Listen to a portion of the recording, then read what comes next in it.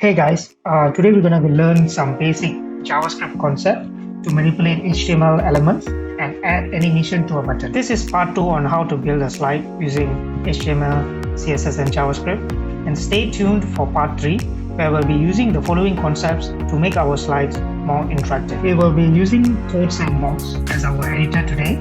Reason being, Codesandbox uses Visual Studio Code underneath, and we will get some nice features such as code completion, themes, and etc. So head over to Codesandbox and sign up for a free account and create a vanilla.js sandbox. As you can see here, we have a basic HTML template which consists of the HTML, CSS, and JavaScript files. Head over to the JavaScript file.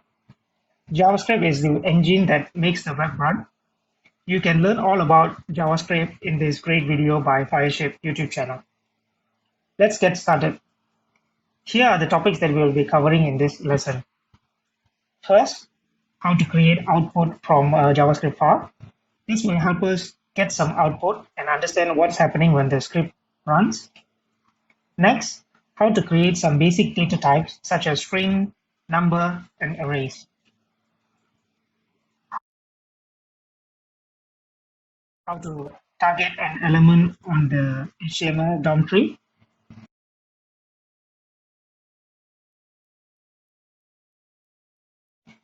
And lastly, how to add and remove CSS classes from those HTML elements to make the website more interactive.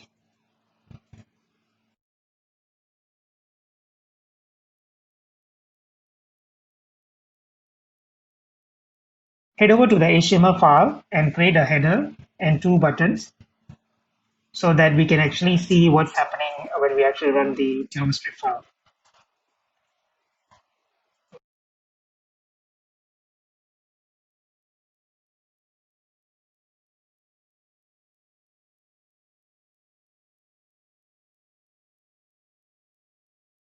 Give the buttons a class of btn, button for short, and provide IDs such as button 1 and button 2.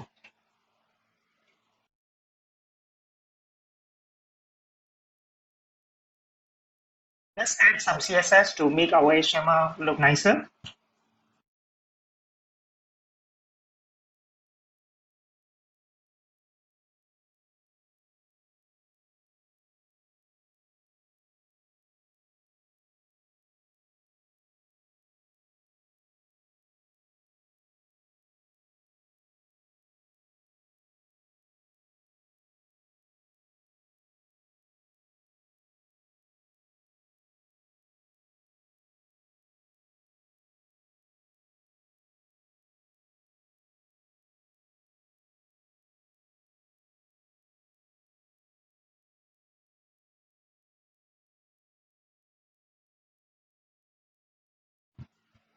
Also, add another class when the button is going to be active.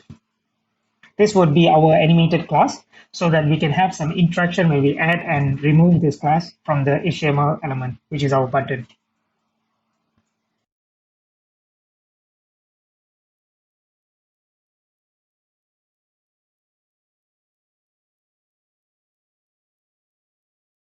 Head over to the JavaScript file and open up the console.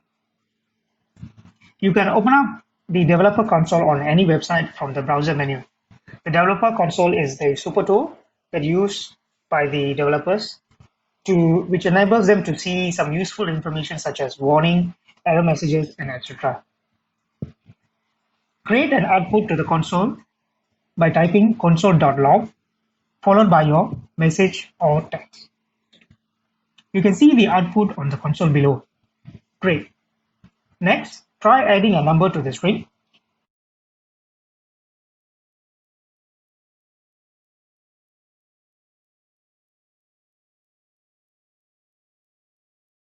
There are 2 ways to insert data types into your message. First, by joining them with a plus symbol.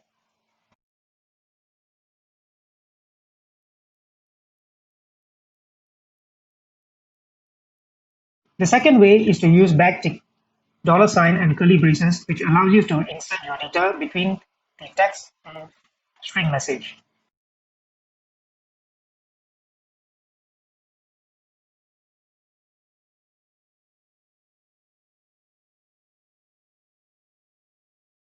Use the console.table to show the data in a table format.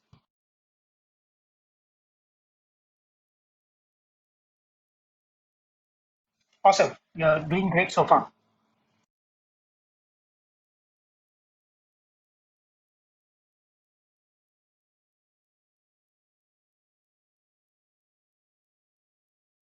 The first data type that we're going to see is a string or simple text.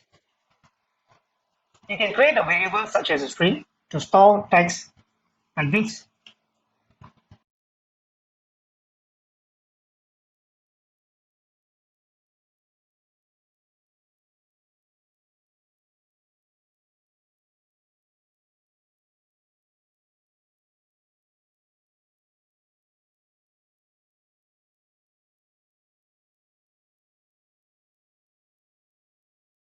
Now you can modify your string with a replace method like this. But look what happens when we console log again.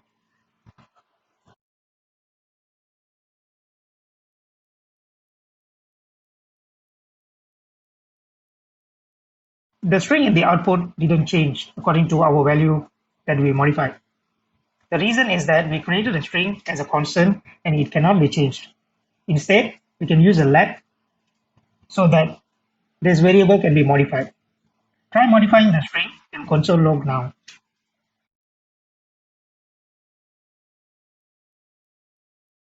On to the next data type, which is numbers. You can output the number using a plus symbol or using the backtick method.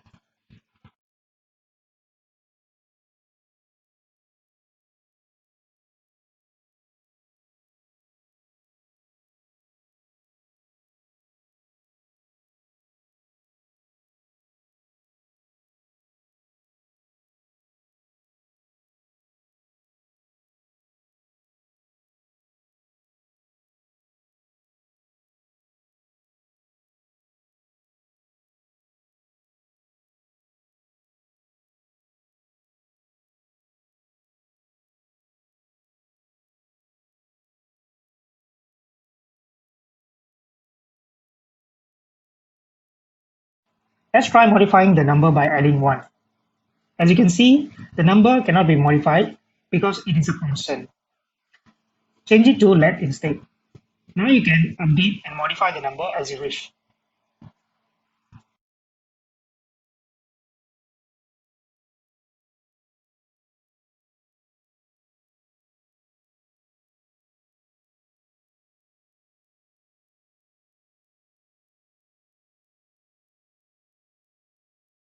Hey guys, I need your help. I love creating videos and sharing with you guys, but YouTube needs 1,000 subscribers in order to start giving out any incentive, and we are no way near that. The goal is to reach this target as content creation needs equipment, resource, and help. If you like this video, give it a thumbs up and hit the subscribe button so that I can continue making these videos for you guys.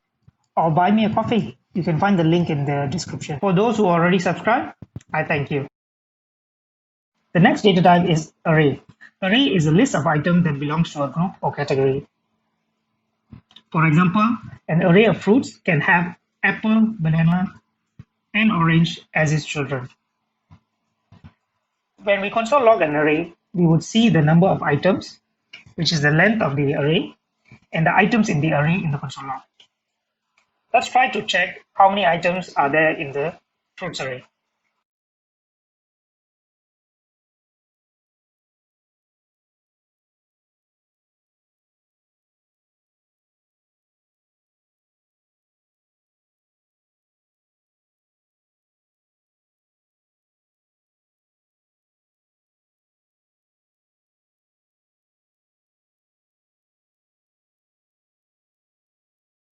We can use the length method on an array. Here's how we can actually get the single item from an array using its index.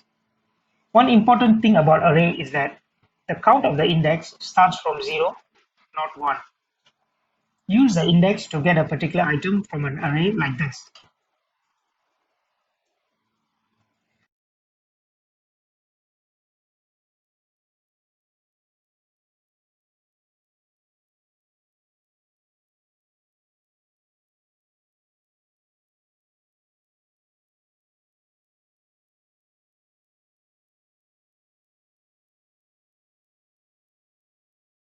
Now let's go to the fun part.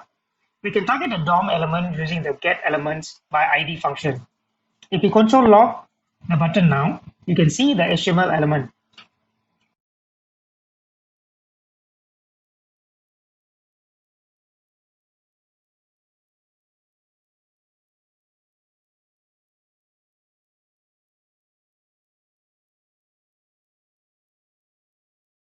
By using the innerText or innerHTML method, you can retrieve the content of the element that you are targeting. When a getByClassName function was used instead, we will be able to retrieve an array of items that has the same class names.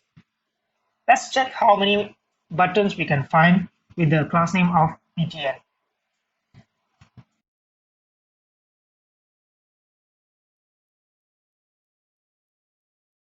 We got 2 items with the class name btn that we have created before.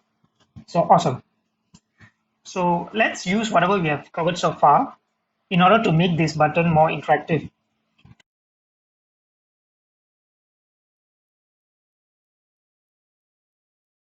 First, change the button text to a string of your choice.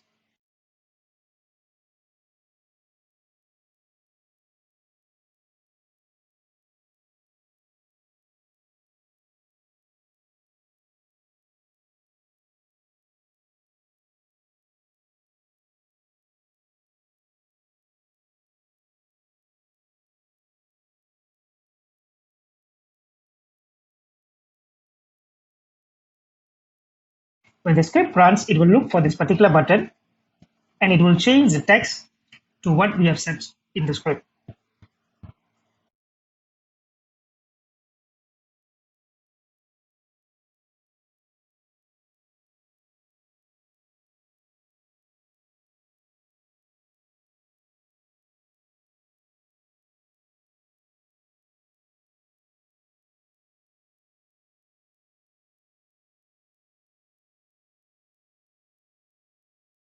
In order to add or remove CSS classes from an element, we can use the class list like this. Since the scripts run immediately, let's add a delay of 3 seconds so that this piece of code can be executed after 3 seconds. This to make sure the animation would be visible after a certain delay. Functions are piece of code that can be used whenever and wherever we want. Let's create a function for adding a CSS class and removing a CSS class from the button element.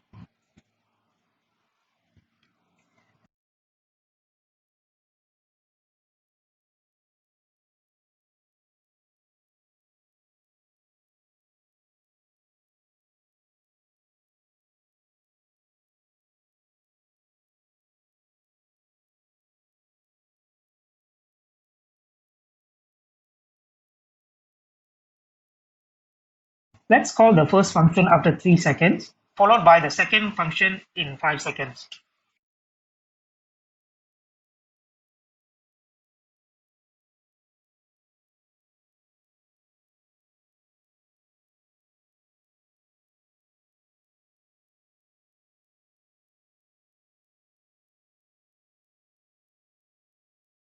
There you go.